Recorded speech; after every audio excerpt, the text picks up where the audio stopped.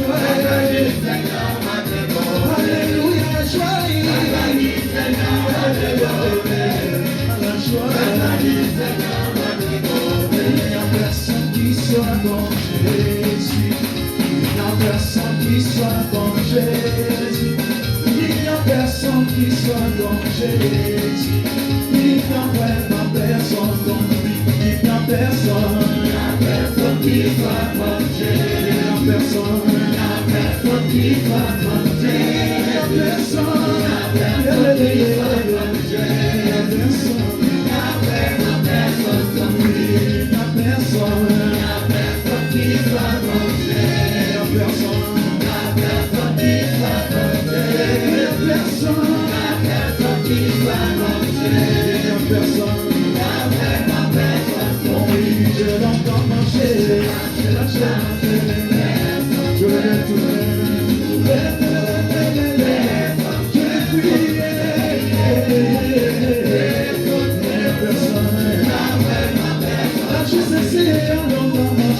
marcher, marcher. Je vais prier, je vais tourner, je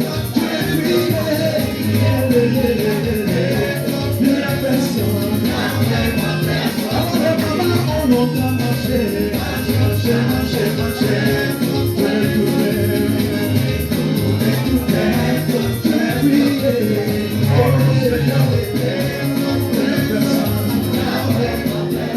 On acclame très fort le Seigneur Jésus. Tel que nous sommes debout, nous prenons nos Bibles dans le livre de Genèse chapitre 6, le 3e verset. Genèse, nous gardons la position debout pour honorer la parole de Dieu. Mets-toi debout s'il vous plaît, mets-toi debout s'il vous plaît. Avec la Bible, que tu aies la Bible ou pas, mets-toi debout. Dans Genèse chapitre 3, le chapitre 6 plutôt, le verset 3. On nous fait la lecture. Lisons la parole de Dieu dans Genèse chapitre 6, verset 3. Lisons au nom de Jésus. Amen. Alors l'Éternel dit, mon esprit ne restera pas à toujours dans l'homme, car l'homme n'est que chair, et ses jours seront de 120 ans, parole du Seigneur. On acclame très fort, veuillez vous asseoir, veuillez vous asseoir. Nous rendons gloire au Seigneur qui permet que nous puissions être là cet après-midi, ce soir, et nous disons merci à Dieu pour ce programme de 50 jours qui a été organisé pour que tu puisses vivre et expérimenter la Pentecôte. La Pentecôte n'est pas une histoire, disons, que pourrais-je dire, n'est pas une histoire qui passe comme ça, non. La Pentecôte, c'est une expérience que tu dois vivre. Et c'est le jour de la Pentecôte que la Bible déclare que l'Église a été instituée. Nous disons merci à Dieu ce soir encore d'être là pour partager la parole avec vous cette semaine. Nous sommes en train de parler cette semaine de l'importance du Saint-Esprit dans la vie d'un chrétien. Commençons par épingler cette affaire. Depuis quand le mot chrétien a commencé? La Bible déclare, c'est à Antioche qu'on a appelé les premiers croyants, soi-disant des chrétiens. Pourquoi? Parce qu'on avait découvert en eux le comportement de Jésus, les habitudes de Jésus. Pas seulement l'accoutrement ou la coiffure, mais le comportement toujours. Surtout le comportement. On ne peut pas appeler quelqu'un chrétien si ses comportements sont méchants. Amen. S'il est mauvais. C'est après le Saint-Esprit que les disciples de Christ ont commencé à manifester le comportement de Christ en eux. D'où le mot chrétien vient du nom Christ. Comme Christ. C'est ce que ça signifie. Donc quand on t'appelle chrétien, cela veut dire que tu es comme quoi? Comme Christ.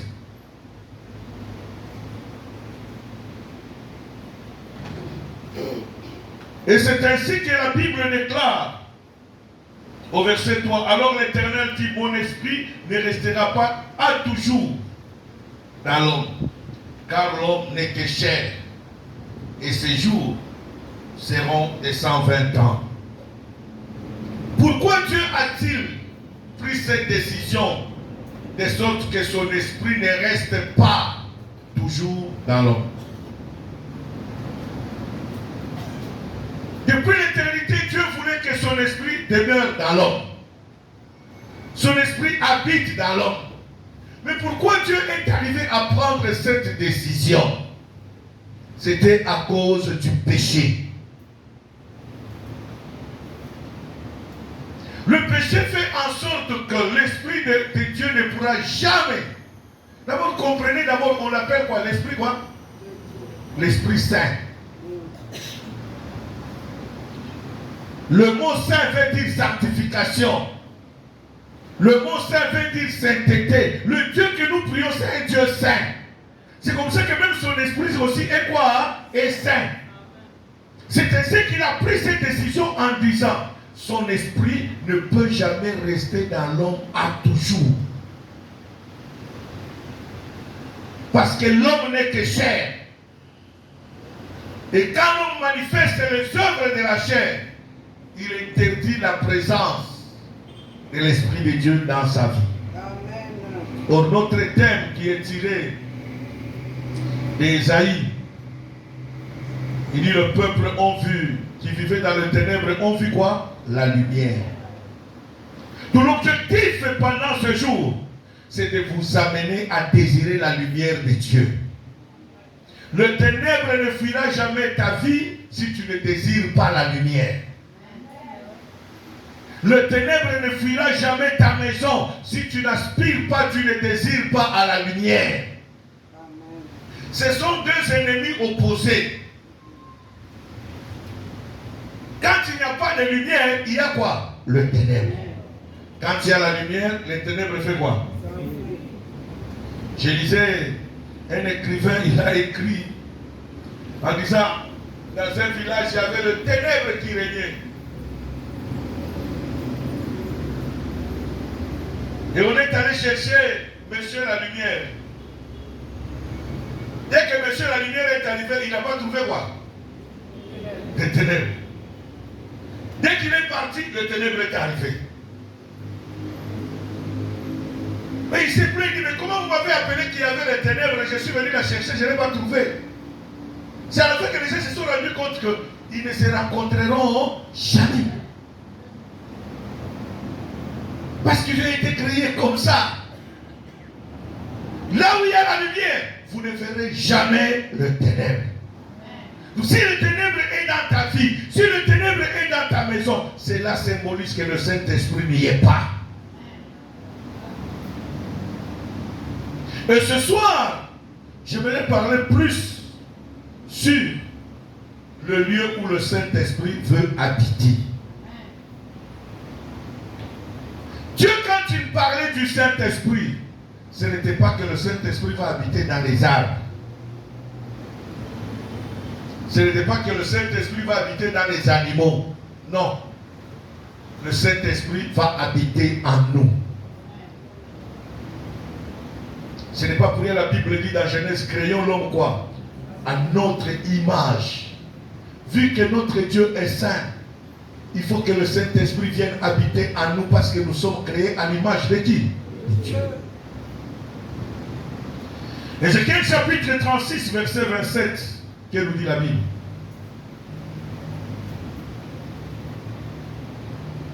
Ma soeur, mon frère, tu dois désirer que le Saint-Esprit habite en toi. Si le Saint-Esprit habite en toi, le ténèbre va fournir. Amen. Tu ne fourniras aucun effort.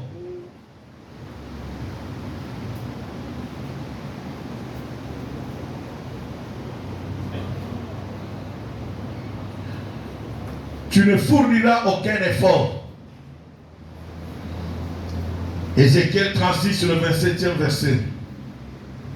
Lisons la parole de Dieu dans Ézéchiel 36, le 27e verset. Lisons au nom du Seigneur Jésus. Amen.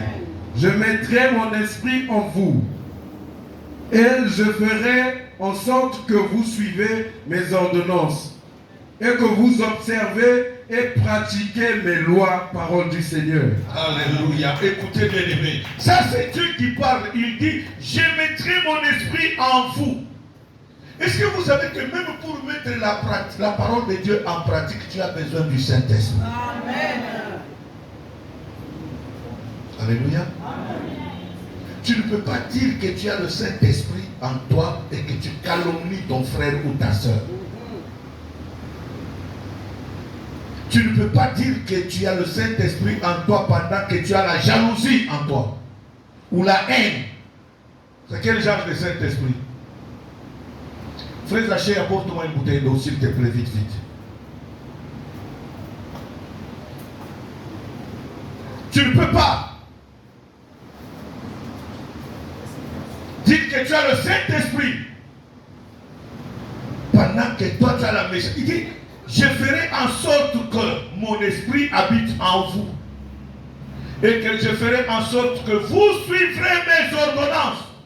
Et que vous observiez et pratiquez mes lois.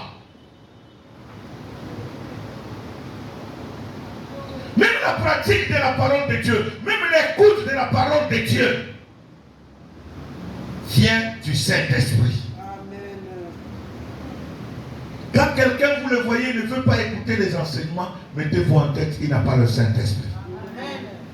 Même s'il peut prophétiser, parler en langue, c'est du mensonge ça. Là, le parler en langue, dis-lui que le bishop a dit que le parler en langue, là, c'est diabolique. Parce qu'il n'y a pas de parler en langue sans le Saint-Esprit. Et on reconnaît l'arbre par quoi? Quel est ton fruit que tu as? Toi, qui as le Saint-Esprit, mais qui n'aime pas écouter quoi? Qui n'aime pas pratiquer quoi? Quel Saint-Esprit que tu as? Même chez toi à la maison, tu ne sais pas entretenir ta femme ou ton mari. Tu as quel Saint-Esprit? Parce que ça, c'est la mentalité des combattants. C'est seulement pour prier qu'il veut montrer qu'il est quoi? Mais le comportement chez toi à la maison, quel type de comportement que tu as? Oh, mon mari ne prie pas, mon mari est sorcier, mon mari est sataniste. Mais toi-même d'abord dans tes obligations en tant que femme, est-ce que tu les mets en pratique chez toi?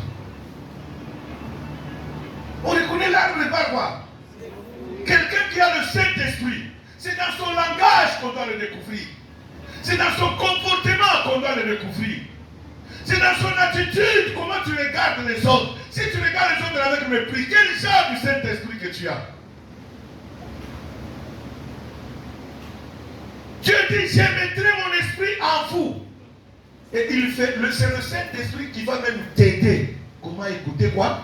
Vous savez, quelqu'un qui a le Saint-Esprit, quand il écoute la parole, il ne l'écoute pas pour les autres. Papa, non mais là, bango. Non mais là, banane. Hein? Non mais là, banani. Dis ta main le plus fort. Non mais là, bango. Non mais là-bas. Yo, zanan. Le Saint-Esprit vient d'abord nous. Quand on dit qu'il vient nous parler là, il commence d'abord par me parler, moi qui te parle. Ensuite, toi aussi qui m'écoutes, il fait quoi? Tout là où il y a les erreurs, nous sommes obligés de tout savoir à corriger. Et pas comme le bela bango, pas le bela banane.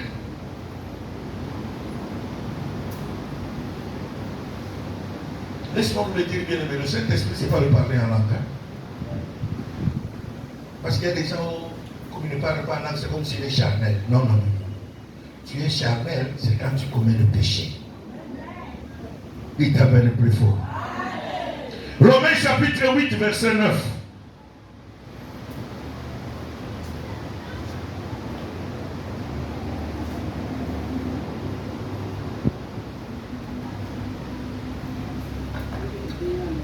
Lisons la parole de Dieu dans Romains 8, verset 9, lisons au nom de Jésus. Amen. Pour vous, vous qui me suivez pas selon la chair, mais selon l'esprit. Si du moins l'esprit de Dieu habite en vous, si quelqu'un n'a pas l'esprit de Christ, il lui appartient pas, parole du Seigneur.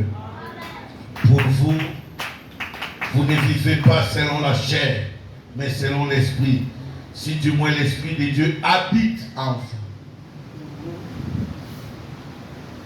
Et si quelqu'un a l'esprit de Christ en lui, si quelqu'un n'a pas l'esprit de Christ en lui, ne lui appartient pas. Dites Amen. Amen. La Bible répond clairement. Quand l'esprit de Dieu n'est pas en toi, tu n'appartiens pas à Jésus. Raison pour laquelle tu peux prier au nom de Jésus, rien ne va se passer. Parce qu'à première des choses, l'esprit de Dieu n'habite pas quoi? En toi. À cause du péché. À cause de ton comportement. Tu à partir de ce soir, ma prière au trône de grâce est que nous prenons tous la décision de changer notre comportement. Dis à ton voisin, changeons notre comportement. Changeons notre langage. Changeons notre attitude. Alléluia. Il dit, c'est lui qui n'a pas l'esprit de Christ en lui. Cela veut dire, il ne lui appartient pas. Amen. pas le fait d'écrire que de dire que je suis chrétien, que tu appartiens à Christ. Non. Non. La fois passée, j'étais ici, je l'ai répété à maintes fois. C'est le manque du Saint-Esprit qui fait que beaucoup d'entre vous, chaque jour, il est derrière les tireurs. Oh, priez pour moi. Chassez pour moi tel démon. Non, c'est le faux. Dites amen. Les démons là représentent les ténèbres. Si les ténèbres est en toi, c'est pour dire que la lumière n'a jamais été en toi. Si les démons continuent à persister en toi, c'est que la lumière n'est pas en toi.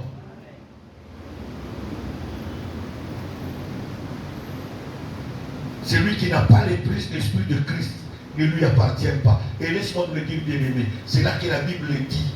Plusieurs me diront, Seigneur, n'avons-nous pas chassé des démons en toi, non?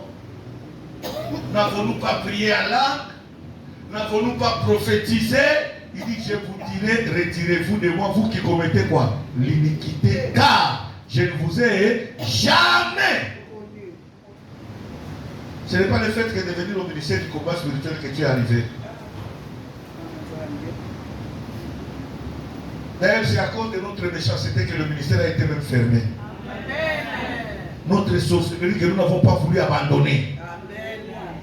Nous n'avons pas voulu abandonner notre sorcellerie. C'est pour cela que le ministère est fermé.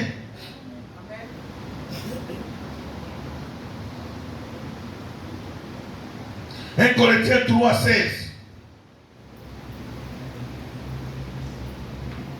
Cherche à ce que le Saint-Esprit habite en toi, ma soeur, mon frère. Lisons la parole de Dieu dans 1 Corinthiens 3,16. Ne savez-vous pas que vous êtes le temple de Dieu? Ne savez-vous pas que vous êtes le temple de Dieu? Et que l'Esprit de Dieu habite en vous, parole du Seigneur. Alléluia.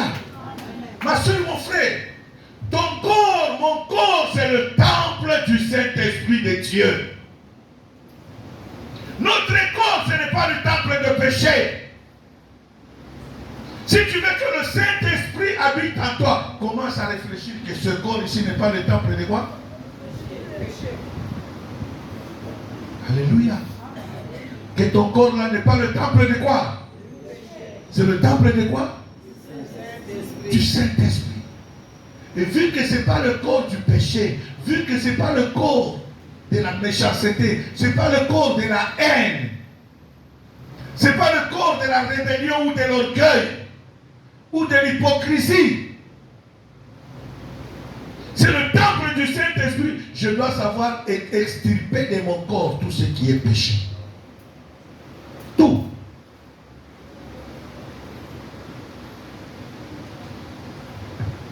Voilà pourquoi Paul dit, ne savez-vous pas que votre corps est quoi?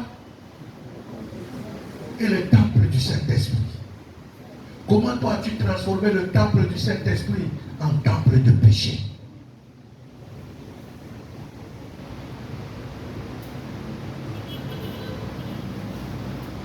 Tu sais très bien que l'homme qui vit avec toi n'est pas ton mari. Mais tu continues à t'accrocher.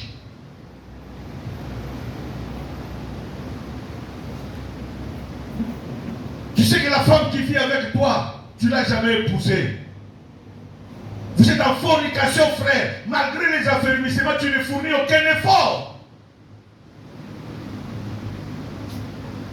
d'aller doter cette femme-là. Quand tu ne dotes pas une fille d'autrui, frères et sœurs, c'est quoi? Vous êtes dans le péché. Même si la loi du monde dit que dès que tu vis avec une fille au bout d'une année, elle devient quoi? Et tu n'as pas honoré ses parents.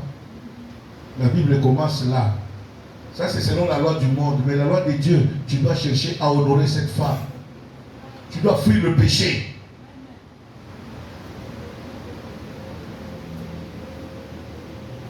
Tu dois fuir le péché.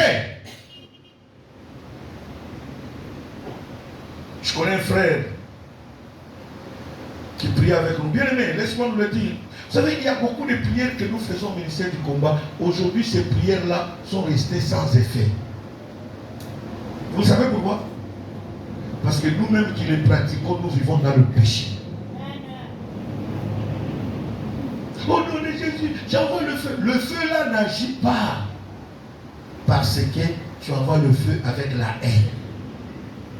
Tu envoies le feu avec la méchanceté.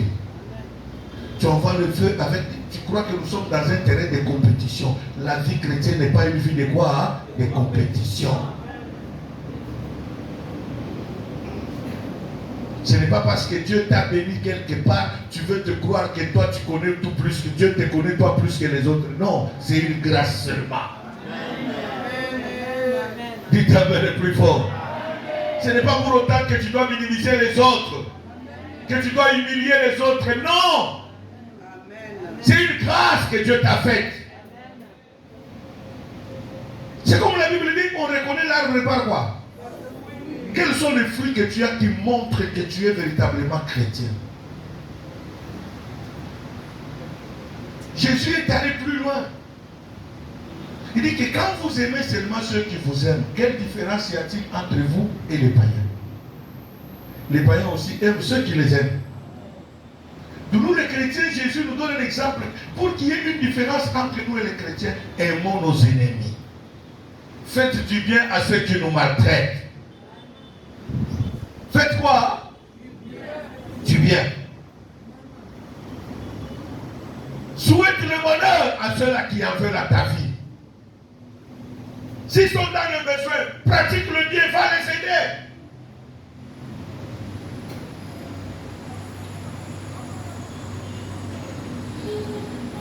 Point A, je vais parler du Saint-Esprit comme une promesse de Dieu.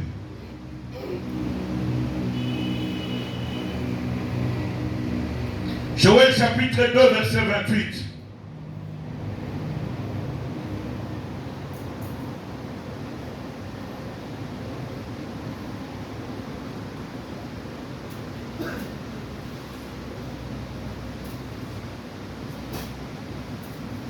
Joël 2, verset 28.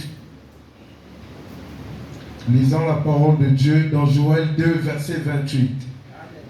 Après cela, je reprendrai mon esprit sur toute chair. Vos fils, vos filles prophétiseront. Vos veillards auront des songes. Et vos jeunes gens des visions, parole du Seigneur. Il dit, après cela, je répandrai mon esprit. C'est la volonté de Dieu et que chacun de nous soit baptisé et recevoir le Saint-Esprit. C'est ton amen qui ne me dit pas d'avancer. Tu m'encourages même pas parce que toi, tu ne crois jamais. C'est la promesse de Dieu bien-aimé. Dieu dit qu'il répandra l'esprit, la volonté de Dieu sur toutes les chairs.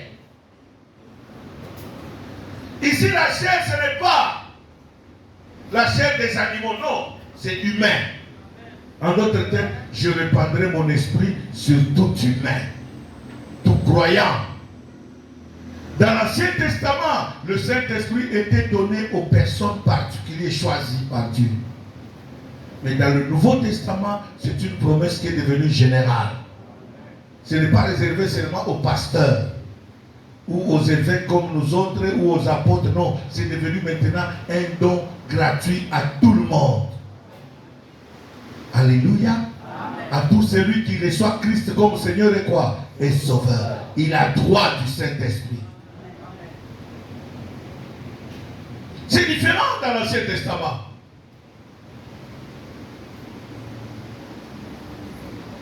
Dieu dit, vos jeunes gens auront des visions, ils vont prophétiser. Même les vieillards. Mais aujourd'hui, où sont les jeunes que Dieu va utiliser, va remplir du Saint-Esprit?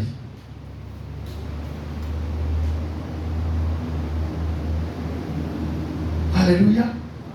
Dieu dit, je répandrai mon esprit sur toute chair. C'est celui qui le désire, à qui cette promesse appartient. Il appartient seulement à nous prédicateurs, non. Il appartient aussi à toi qui me suis. Bien-aimé, c'est par le Saint-Esprit que tu deviens de Christ. Tu appartiendras à Jésus. Nous l'avons lu dans Romains.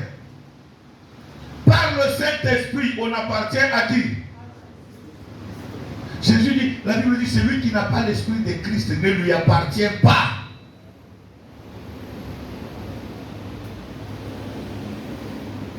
Matthieu chapitre 3 verset 11.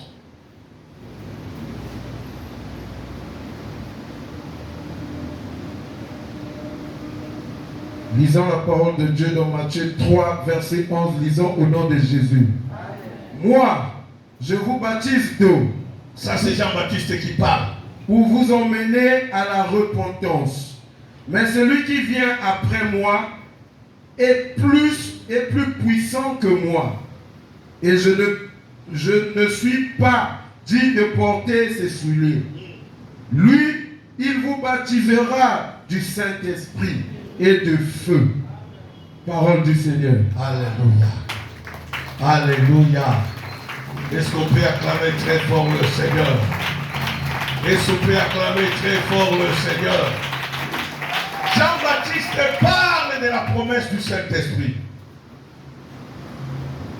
Il dit, moi je vous baptise d'eau pour vous m'amener à la repentance. Mais celui qui vient après moi, il est plus puissant.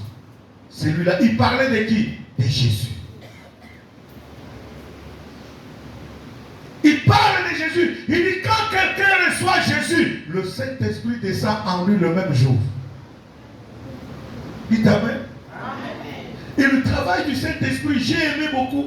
Quand j'ai suivi le message de Maman Kibangou, elle a insisté sur l'aspect, il nous convainc quoi? Du péché, de justice et du jugement. C'est le travail du Saint-Esprit quand il vient à nous. Bien-aimé, s'il ne te convainc pas, toi tu n'appartiens pas à Dieu. Tu n'es pas destiné à appartenir à Dieu. Tu n'es pas destiné à appartenir à Christ. Si le Saint-Esprit ne te convainc pas. Mais celui qui appartient à Christ, le Saint-Esprit va commencer par le convaincre du péché. Il te convainc pour te dire que non, ce que tu fais là c'est mal. Ce que tu fais là c'est mauvais. Tu dois abandonner. Dormir à la veillée c'est bon. Venir à 6-7 c'est bon. À la chaîne de prière ne pas manquer, c'est bon. Mais le plus meilleur, c'est quand tu arrives à abandonner quoi? Le péché. J'insiste sur cela. Quand tu arrives à abandonner quoi? Le péché. Tu viens à la veillée, tu pries au nom de Jésus. Tu envoies le feu, c'est bon. Mais pourquoi ça ne va pas? Bien aimé, laisse-moi vous le dire. Le diable n'a jamais été puissant plus que le nom de Jésus. Et il ne le sera jamais. Les démons ne sont jamais puissants plus que Jésus. Mais pourquoi tu dois crier chaque nuit au nom de Jésus, au nom de... Non, c'est parce que toi-même tu n'abandonnes pas le péché. Tu ne veux pas te séparer des ténèbres.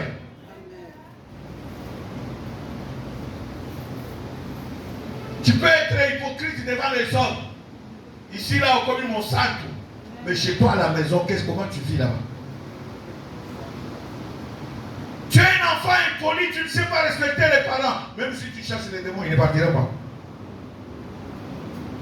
Tu pourras parler en langue zéro. Je connais un jeune sur qui on a prophétisé. Tu seras un grand serviteur de Dieu. Il a abandonné même les études. Parce qu'on a prophétisé sur lui qui sera quoi? Et il s'attache au serviteur de Dieu. Pendant qu'il s'attache au serviteur de Dieu, il est devenu même voleur. Quand vous la voyez que nous sommes la mer et l'eau,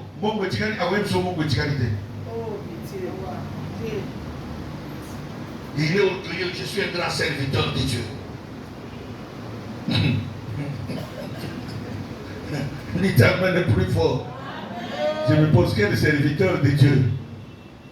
Quand tu es impoli et voleur, même devant, il ne respecte même pas sa mère. Ce jour-là, quand je l'ai convoqué pour l'entretenir, sa mère me dit, papa, aidez-moi, cet enfant était poli même chez moi. Quand je lui parle, il ne m'écoute pas. Il me fait voir comment il connaît tout. Lui, c'est un grand serviteur, quoi. Quel serviteur de Dieu impoli devant ses parents? La Bible dit, enfant, obéissez quoi? C'est le premier commandement avec quoi? Afin que pas seulement tu sois heureux, mais que tu vives quoi? Longtemps. Si toi, enfant, tu es ici, soi-disant que futur programme prophète extraordinaire, tu ne respectes pas tes parents, zéro. Tu ne verras jamais le ciel. Tu fais partie des mercenaires de la Bible que Jésus va chasser au ciel en disant, je ne vous ai jamais quoi connu. Dites amen le plus fort. Amen. La Bible dit, enfants, obéissez à vos parents. Et la Bible va plus loin. Marie, aime ta femme. Papa, s'entretenir, si tu ne sais pas honorer même ta femme là, la respecter, papa, tu n'iras jamais au ciel. Ce n'est pas de parler en langue ou ta venue chaque jour à la prière qui vont changer quelque chose. On peut même faire la messe, inviter même le pape. Requiem. Ça ne changera rien. Tout droit en enfer. La Bible dit, femmes, soyez soumises à qui? Tu es impoli devant ton mari, tu ne le respectes pas, même quand il parle, tu veux faire la tête avec lui parce que toi tu as un grand salaire plus que ton mari. Ah bon? Ok. Dieu te regarde. On reconnaît l'arbre par quoi? Ça c'est la maladie parce que tu pries beaucoup. Moi je suis Marie Mathédèque, moi c'est moi qui est la chef dans cette maison. C'est moi qui vous ai fait connaître. Tu nous as fait connaître Jésus. Est-ce que tu as changé? Oui, mon aniboso na combat, d'accord. Est-ce que bon la motema? Na lingana ça dit très bien. Comment on l'a dit? Cela veut dire changement de comportement. Être la première à venir à Christ, ce n'est pas mauvais, c'est bon. Mais le problème c'est quoi? Changement de comportement. Est-ce que tu es converti?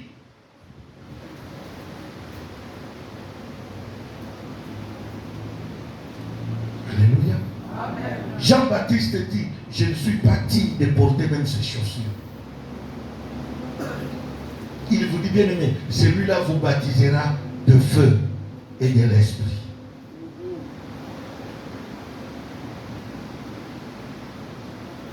Comment toi tu peux te dire que tu as le Saint-Esprit? Tu ne sais même pas respecter l'autorité établie.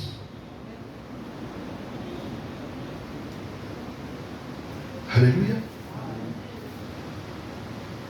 Même dans la maison de Dieu, le manque de respect dans la maison de Dieu montre que nous n'avons pas le Saint-Esprit. Toi tu viens, tu trouves le protocole. Il te dit, papa, viens t'asseoir ici. Non, moi pas là-bas, moi ici. Ça montre que tu n'as pas le Saint-Esprit. Même si tu parles de quoi? Celle-là, le protocole, elle est servante de Dieu. C'est Dieu qui l'a établi. Mais pourquoi ne pas suivre aussi son ordre? Parce que Dieu l'a établi pour mettre l'ordre où? Dans sa maison. Il te dit que maman, viens t'asseoir où? Ici.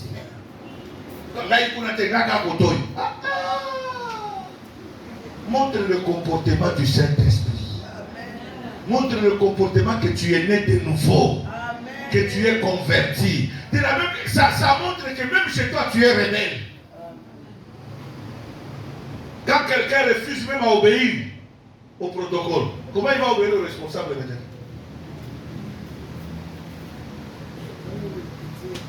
Nous ne sommes pas une caverne de rebelles ici, hein? Alléluia. Nous ne sommes pas une caverne de quoi? Non, nous sommes. C'est là où l'ordre doit régner. C'est ça le fruit du Saint-Esprit. C'est ça le comportement du Saint-Esprit, de quelqu'un qui est rempli de quoi? Voilà pourquoi beaucoup d'entre nous, même leur propre combat, ça ne marche pas.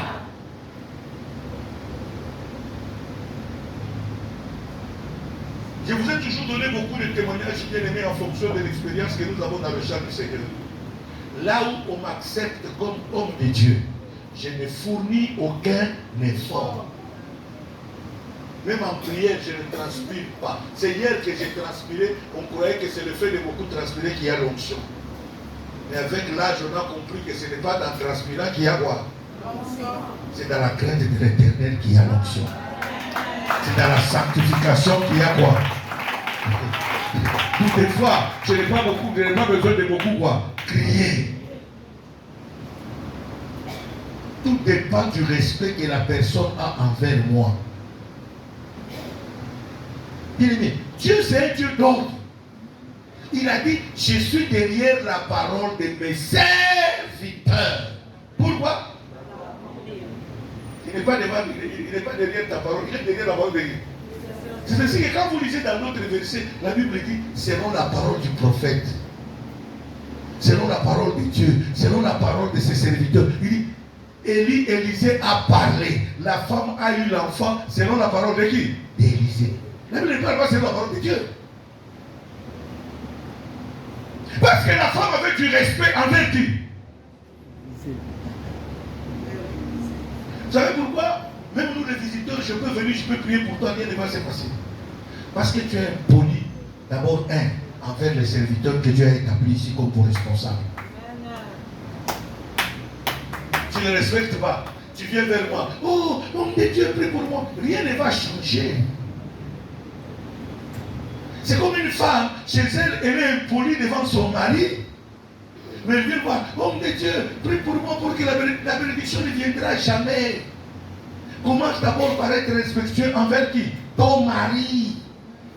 Mon frère, respecte d'abord qui? Ta femme. Parce que la prière que tu viens chercher devant l'homme de Dieu, c'est pour que votre foyer soit quoi? Béni. Mais la bénédiction, tu vas la bénir où? Pendant que vous ne vous entendez pas à la maison. Est-ce que je parle à quelqu'un ce soir? Mais voilà les choses qu'il faut que nos maisons, malgré nos multiples jeunes là, on va encore ajouter d'autres jeunes. Rien ne va quoi? C'est pas moi qui le dis, c'est la parole.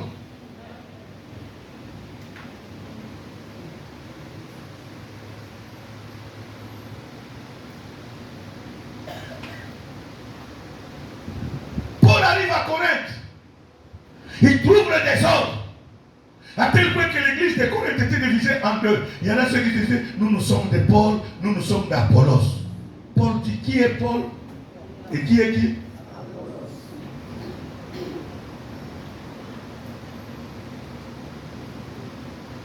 Il refuse la division dans la maison de Dieu. Ce n'est pas dans la maison de Dieu qu'on doit trouver la division. On doit trouver la rébellion. Non.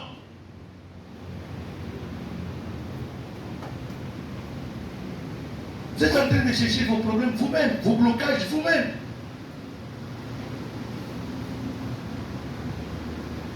Mais je vous l'ai dit, moi je ne crie plus même quand je prie sur les gens. Alléluia. Je ne crie plus quand je prie pour les gens. Pourquoi? Parce que j'ai compris. Le secret c'est la sanctification. Le secret c'est la crainte de Dieu. Plus je crains Dieu, plus j'appartiens à Jésus.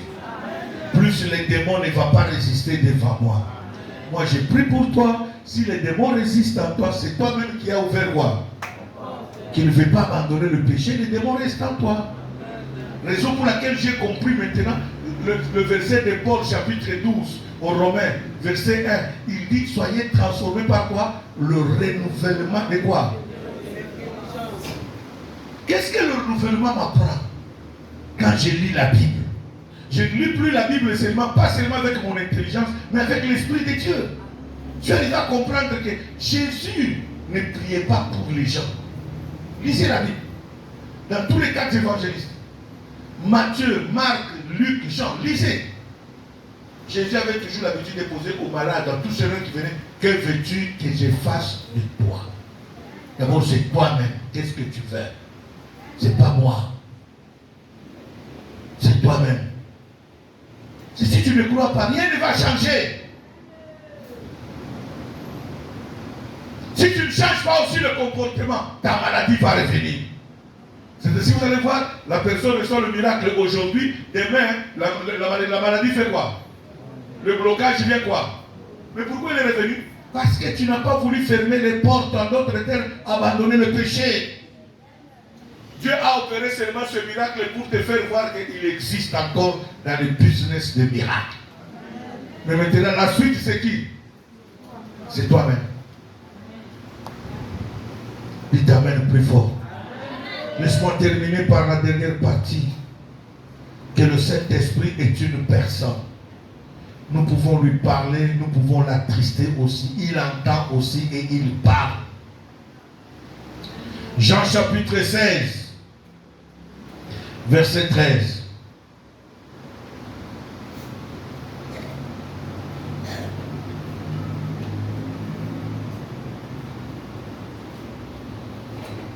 Jean 16, verset 13. Lisons la parole de Dieu dans Jean 16, verset 13. Lisons au nom de Jésus.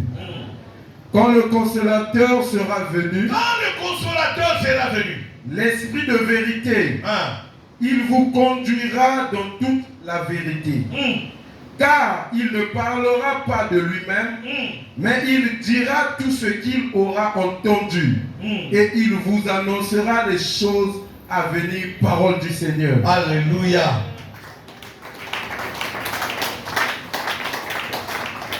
Toi qui dis que tu as le Saint-Esprit, est-ce que c'est le Saint-Esprit qui te conduit dans la rébellion? Hein? Non. Parce que là, il dit, quand il sera venu le consolateur, il vous conduira dans toute quoi? Dans toute la vérité. Qui conduit ta vie, mon frère, ma soeur?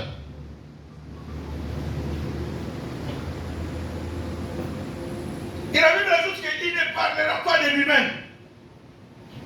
Pas seulement il parle, il entend.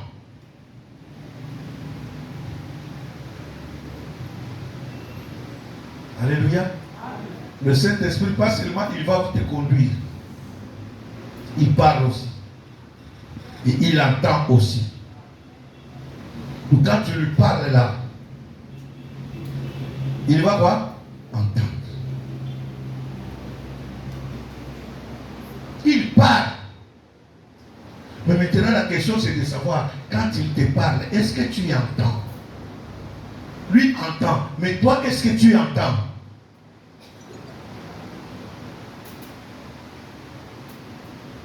Écouter et entendre, c'est deux choses quoi? Il y a des gens qui écoutent sans entendre. Entendre, c'est quelqu'un qui entend et qui pratique aussi. Dites Amen le plus fort. Quand le Saint-Esprit lui parle, il écoute, il entend. Parce que le Saint-Esprit, c'est quelqu'un qui entend. Bien, mais il est Dieu, le Saint-Esprit. Il parle comme Dieu. Il entend comme Dieu. Il conduit comme Dieu. Dans la vérité.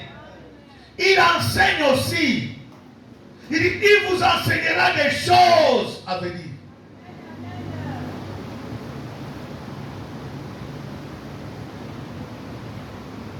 Le Saint-Esprit nous enseigne.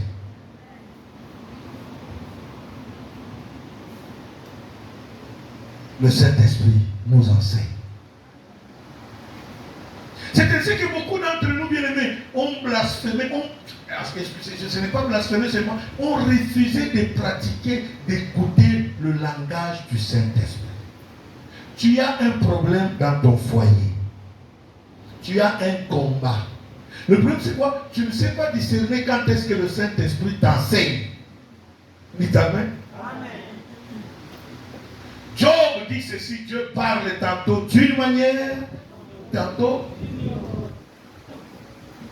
Le premier des choses c'est quoi? Vous négligez le début de la prière.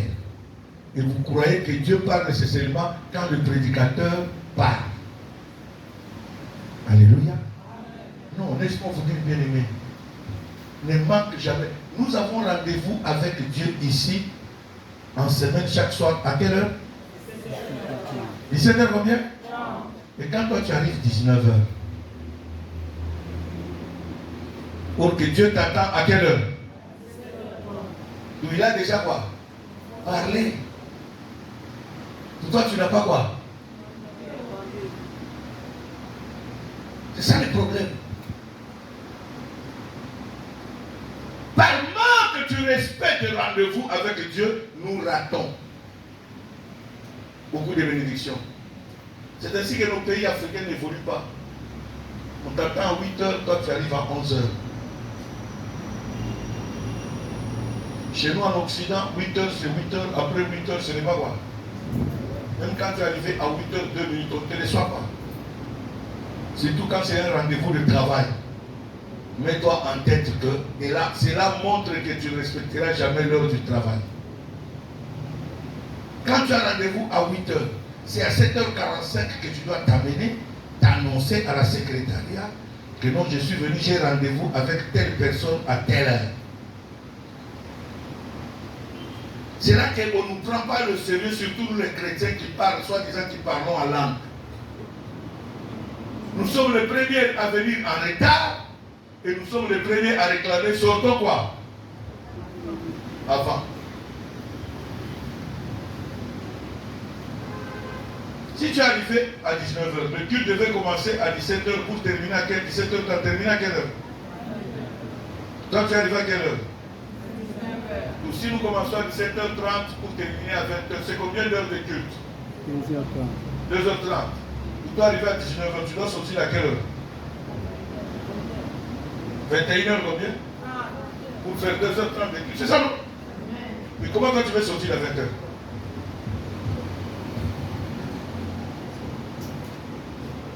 Alors maintenant, réfléchissons. C'est là que je vous dis, bien aimé, le Saint-Esprit doit nous enseigner. Quand quelqu'un ne sait pas respecter les choses de Dieu, mais respecte les choses de ce monde, ça montre la place de Dieu dans son cœur. Et une telle personne, Dieu ne sera jamais avec lui. Est-ce qu'au travail, tu arrives en retard? Papa, ça. Tu travailles à Djip ou bien chez Elf? C'est Elf. Maman Rebecca aussi chez Elf, non? Quand vous partez chez Elf, vous commencez à quelle heure? 7h30. Est-ce que vous arriviez à 7h35? C'est ça, bien aimé. C'est très important, nous devons comprendre ces choses.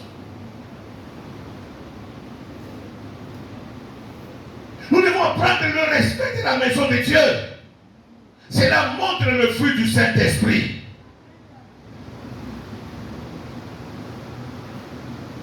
Cela montre que nous craignons Dieu. Cela montre que nous avons bien aimé. C'est à cela que le diable, c'est pour ça que nous sommes. Oh non, mais Jésus, ça ne parle pas.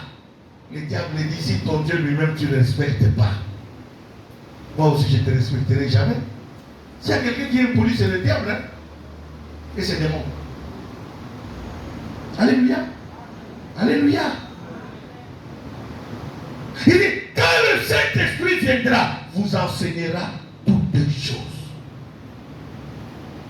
Quand Dieu permet que tu entends même le témoignage de la soeur ou du frère qui témoigne, le mal c'est quoi? Nous écoutons toujours le témoignage des travers. Il y en a d'autres, c'est comme si des espions qui sont assis dans l'assemblée. Quand la personne témoigne, il va parler au frère de la soeur. Oh, écoutez comment il vous a humilié là-bas. Écoutez comment il vous a quoi? Mais si vous savez, il y a famille, c'est. Tu as quel esprit, toi? Tu as quelle oreille pour écouter quoi? Au lieu d'écouter ce témoignage avec les oreilles spirituelles pour que tu comprennes que mon combat aussi risque d'être comme ça, laisse aussi chercher à pratiquer ça pour que je puisse avoir quoi? Hein? La victoire. Maintenant, toi, tu écoutes quoi? Des travers. Je connais un frère qui a eu des problèmes avec sa famille. Ici à Pointe-Noire. Quand on faisait l'appel pour l'achat des voix,